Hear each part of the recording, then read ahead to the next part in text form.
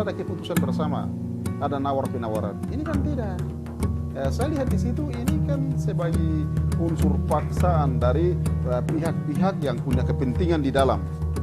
Kok kecil tidak tahu, kok tanda tangan sejak kau umur 4 tahun. Jadi perusahaan ini tipu.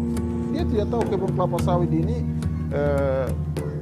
penggunaannya lahan sekian luas. Dia kan tidak tahu. Mau bicara hektar, dia tidak tahu. Nah, itu dulu masyarakat ini kan pelurunya di situ. Karena tidak ada pemaparan.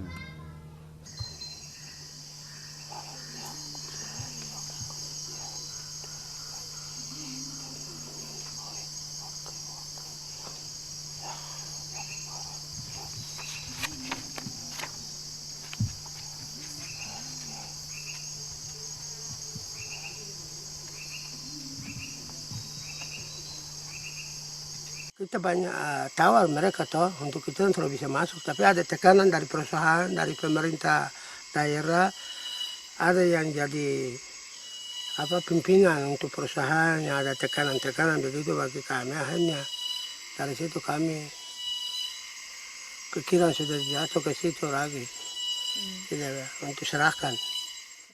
Rapat itu ada kalanya satu kali yang ikut, lain itu tidak ada yang ikut, hanya perusahaan sendirian rapat dengan kepala suku terus. 1 juta 1 hektar, tapi perusahaan banyak tawar yang kami. Kita kasih sampai mulai 800, 700, 500 sampai dia kasih sampai 450.000 untuk 1 hektar. Untuk 1 hektar.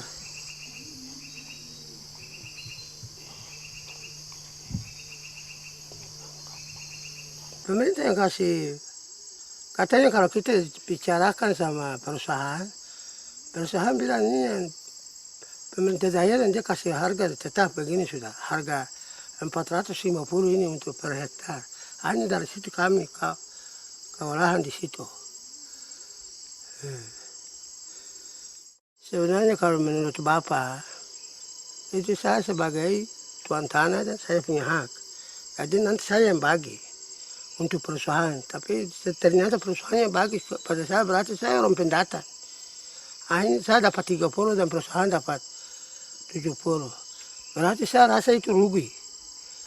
Saya rasa rugi besar itu.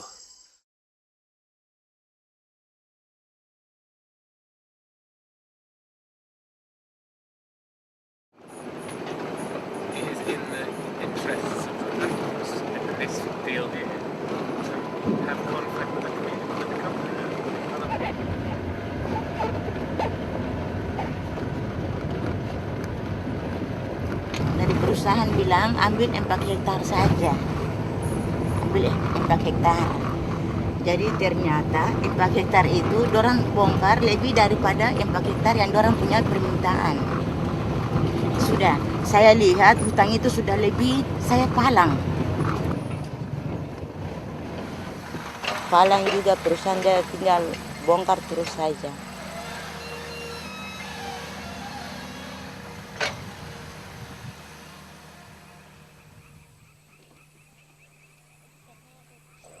Dulu tuh di sini tuh masih hutang semua. Sini masih hutang. Tapi sekarang ini tidak hutang lagi. Sekarang kami lihat saja lah, dorang tanam kelapa sawit saja.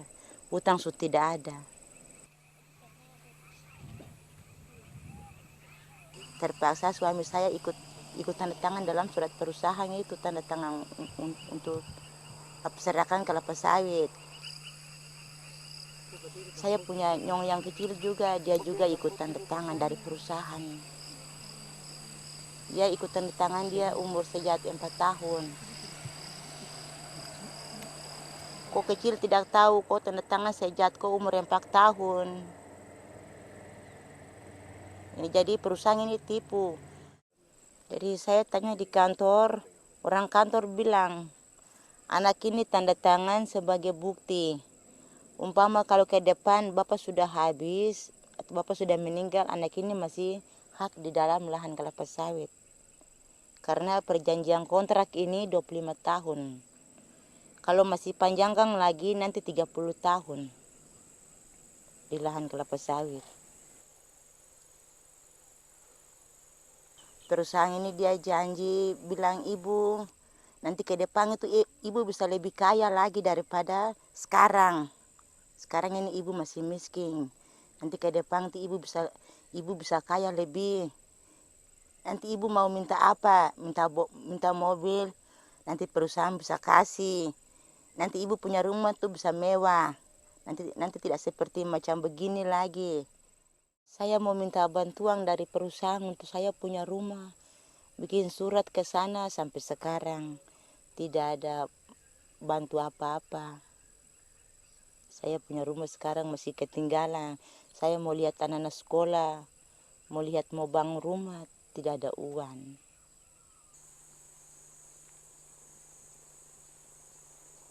Jadi kami untuk bayar juga tidak ada yang mau bayar.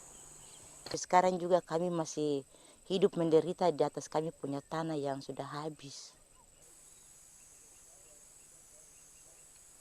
Dia biasa sering bilang, "Mama, nanti besok-besok hutang habis, saya mau hidup di mana? Karena hutang ini sudah habis. Kenapa sampai Mama?"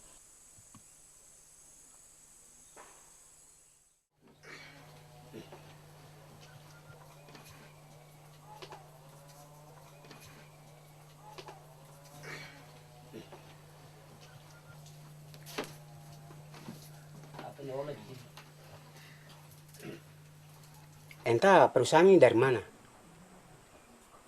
Lewat pemerintah kah itu juga saya tidak tahu. Karena saya ini tidak tahu permainan orang-orang pintar. Ya, mungkin begitu. Karena saya ini, karena kita masyarakat ini kena tipu juga. Kita kira apa? Perusahaan saja. Entah mungkin ada di belakangannya ada. Jadi sekarang dengan keadaan paksa supaya perusahaan membangun supaya tanah itu. Sekarang tanah itu bagaimana? Kami sudah mau kembalikan tanah. Bagaimana? Tanah sudah guntur, perusahaan sudah pakai. Jadi pemilik tidak ada tanah di bawah. Tidak ada tanah. Cuma tahu mengolah hutan itu jadi kebun.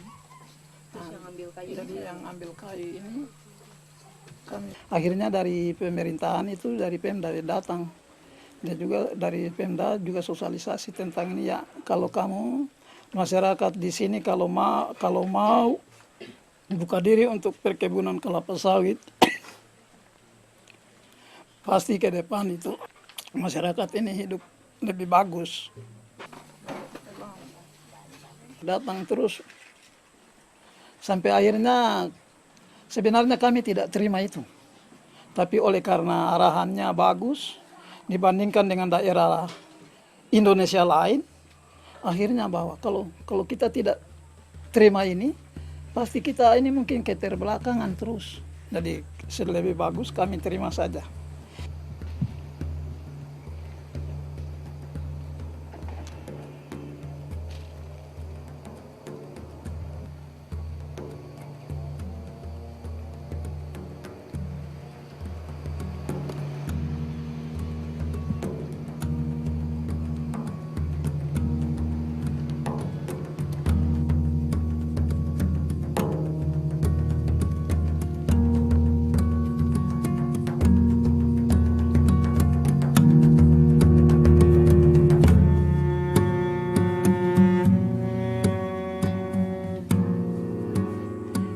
Dari provinsi tentang lingkungan.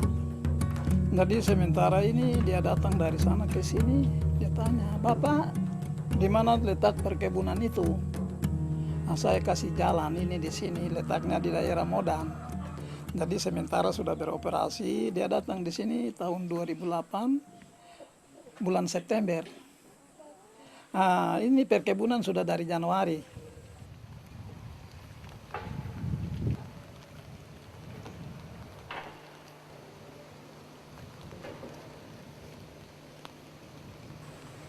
Dan akhirnya 300 hektar ini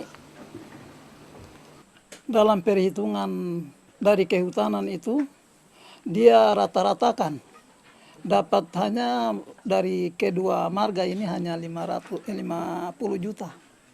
Itu dalam 300 hektar. Kalau kita rinci betul 300 hektar ini, bukan kami dapat 50 juta. Mungkin ya sampai mungkin miliaran. Hanya sampai saat ini belum ada surat kontraknya belum ada.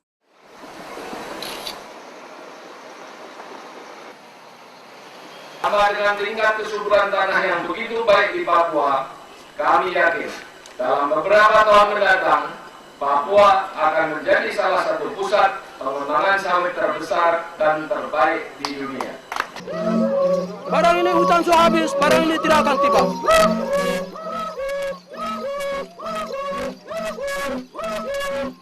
Nama kelapa sawit yang menggusurkan semua kekayaan, semua kepenuhan alam dari manusia, alam itu sendiri.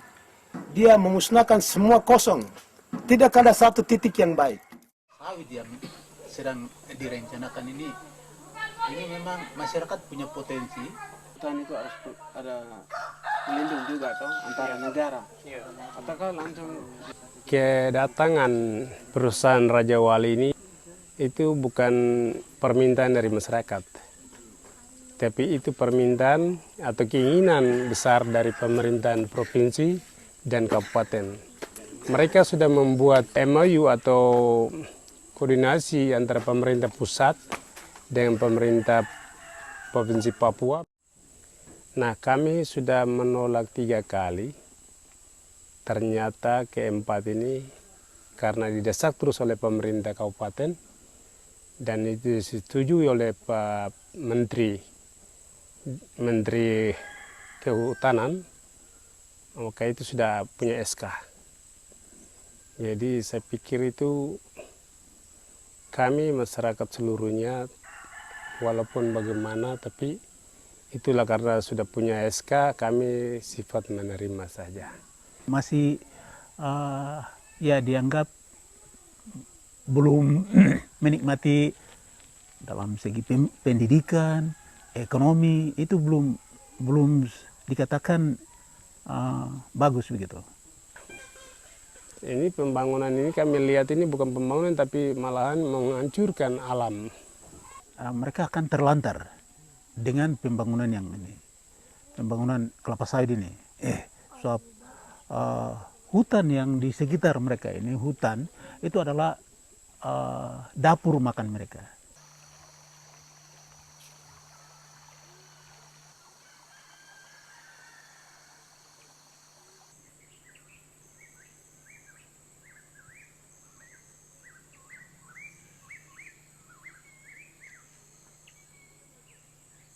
Kepala suku yang diundang dari YAPSI ini perorangan dikasih 10 juta. 10 juta. Jadi 40 juta yang kasih. 40 juta. Itu sesuai dengan berita acara apa yang saya lihat.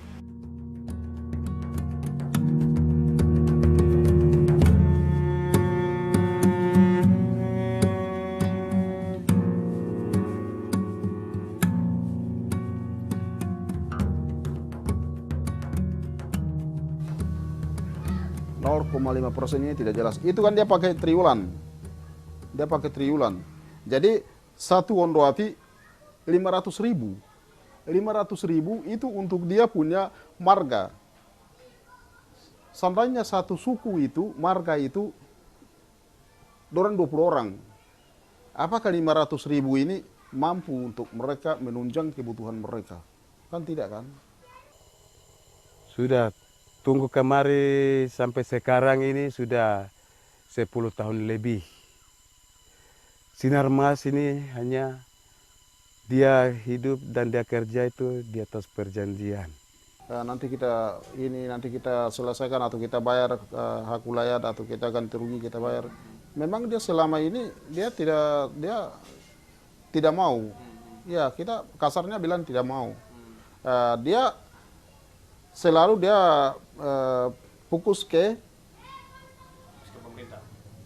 apa? Dia punya hak guna usaha. Hak guna usaha yang dia sudah memiliki dari pemerintah.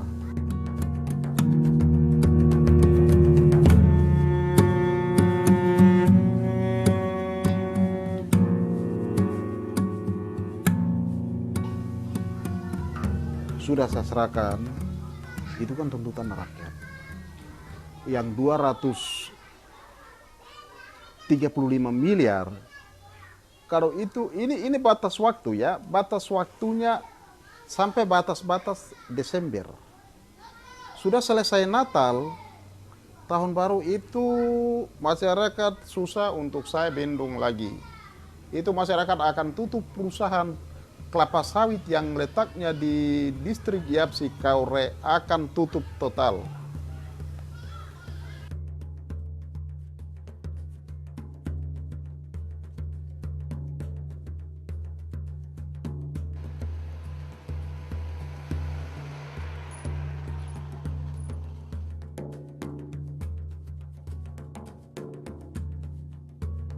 Barang ini ada, hutan ada. Barang ini hutan sudah habis.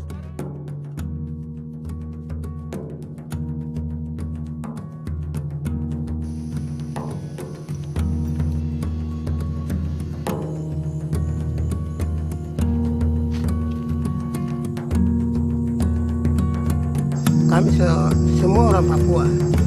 Jadi kalau saya berpermintaan ini, kalau mereka ada di sini, dengan saya punya yang ini, berarti orang juga harus sebelum perusahaan masuk, mereka tahan. Mereka tahan saja. Sampai saya biasa kasih tahu untuk kami punya keluarga yang lain-lain. Saya bilang, jangan kalau perusahaan kelapa sawit ini masuk di areal kamu jangan ambil, jangan terima. Sekarang ini masyarakat saya sudah miskin. Hutang yang dulu, hutang yang masih kaya, dan semua binatang ada di situ, hari ini sudah tidak ada.